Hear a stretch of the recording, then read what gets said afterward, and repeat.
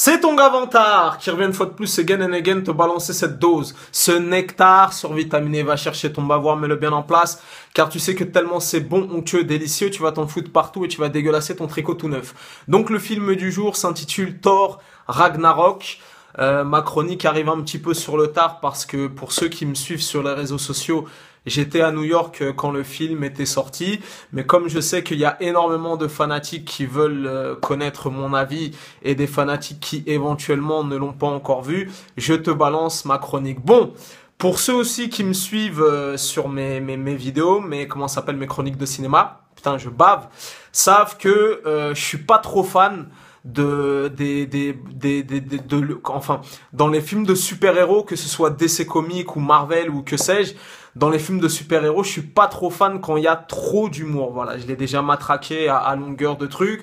J'aime vraiment quand les bails sont sérieux, quand ça cogne dur.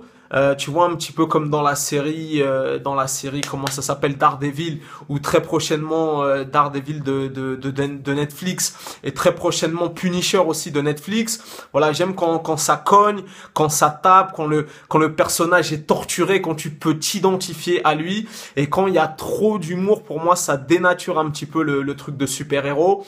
Et voilà, et souvent quand je dis ça, bon après, ceux qui me suivent sur mes chroniques, il y a plein de films de super-héros comme Man of Steel, comme que j'ai kiffé, voilà.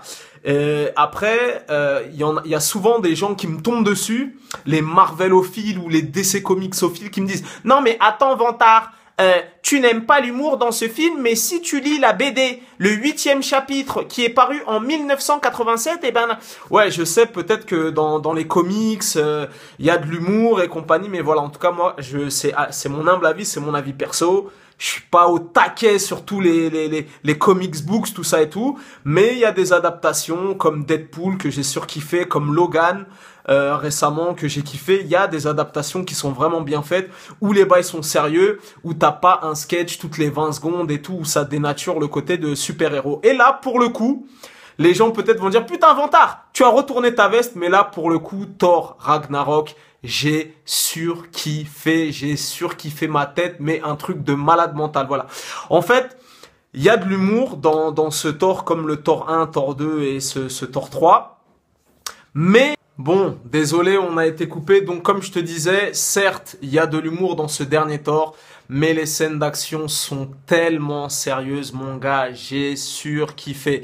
Dès l'ouverture du film, il y a une scène d'action qui annonce la couleur et le truc est très très sérieux. Et au-delà même de l'humour, voilà il y en a dans ce Thor Ragnarok, mais il est quand même un petit peu, c'est avec parcimonie, et pour le coup, il y a des trucs qui m'ont fait rire, tu vois, c'était pas de l'humour absurde, de l'humour à la con, bon, il y en a, second degré, degré zéro, tout ce que tu veux, mais il y a des trucs qui m'ont fait marrer. En tout cas, les scènes d'action sont archi sérieuses. La musculature de Chris Hemsworth est à son paroxysme. Sans te spoiler, je te fais un spoilito. À la fin du film, là, comment il s'appelle, Chris Hemsworth, il se transforme en Super Saiyan. Ça balance des astéropèges, des nanani. Mon gars, le bail est très très sérieux. Et en plus de ça, ce que j'ai aimé dans celui-là, parce que c'est Marvel qui a racheté non, c'est Disney qui a racheté la franchise de Marvel, et pour le coup, ils ont pas édulcoré le bail. Moi, il y a des trucs qui m'ont pas choqué, mais il y a des trucs, je me suis dit, c'est quand même osé. Et pour un film de super-héros, il y a quelques petits passages gore, il y a des tabassages en bonne et due forme, voilà, ils ont pas édulcoré le bail. Il y a des vraies patates, il y a des vrais astéropèches, il y a des vrais cassages de bouche. L'affrontement entre Hulk et Thor est légendaire, voilà. Et j'ai retrouvé un petit peu de l'univers de Dragon Ball Z, vraiment dans les astéropèches, on s'envole dans les airs et tout, donc le bail est très très très sérieux, voilà. Et même Kate Blanchett qui a 48 ans dans le film, je peux te dire, mon gars, voilà, il y a même pas à rougir, on dirait une petite meuf de 22 piges, à son maximum, elle est archi bonne, voilà, 48 piges, mais au top de sa forme. Donc à l'arrivée, ça donne un blockbuster qui tient toutes ses promesses, grand spectacle, gros divertissement, effets spéciaux réussis, ça casse des bouches, et pour le coup, j'ai surkiffé. Bon, Loki, dans le film, il sert strictement à rien, il fait de la figuration, mais en tout cas, Thor il casse tout dans le film, vraiment. Et celui-là, c'est peut-être même sur les trois, c'est mon préféré. Voilà, j'ai surkiffé. Les gens voulaient connaître mon avis.